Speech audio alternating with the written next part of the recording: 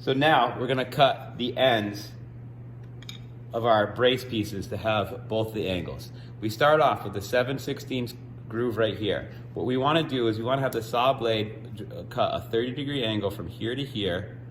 And I want the saw to go right through this location where the line ends at the end of the board.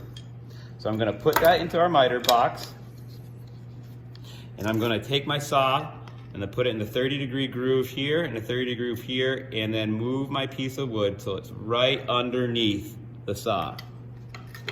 I'll do that again on the tabletop so I can actually cut it. I have it just lined up, move it a little bit, there we go. So now I'm going to just cut a groove into it.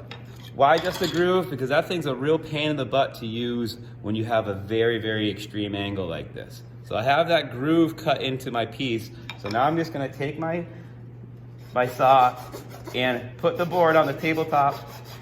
And again, I'm using red oak. The pieces that you have in the kit are poplar or pine. So you're gonna have a much easier time cutting through this than I am. Should take you about half as many strokes.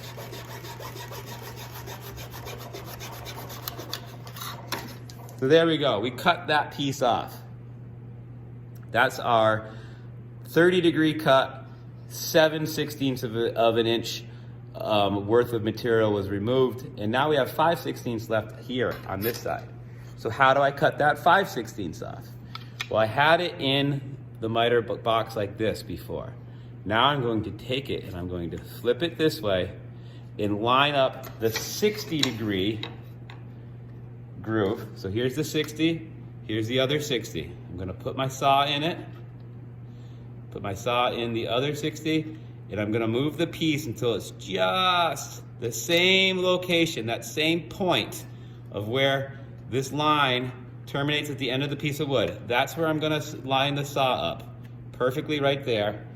And this time I'm gonna keep my saw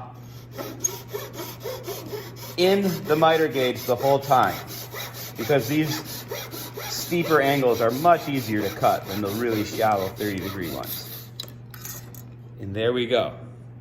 Now I have my cut on this end, and then you see it's identical but opposite on the other end. So we have our long angle on here and our short angle up here. The other end, we got our short angle on the bottom and our long angle on the top. Same exact thing, just flip-flopped. Once we have one of these, we no longer have to do any measuring. We will use this as our template, okay? And honestly, we could just do one of these ends and then just use it on our pieces for a template, but it's easier to not get screwed up if we just use the whole thing, okay? All right.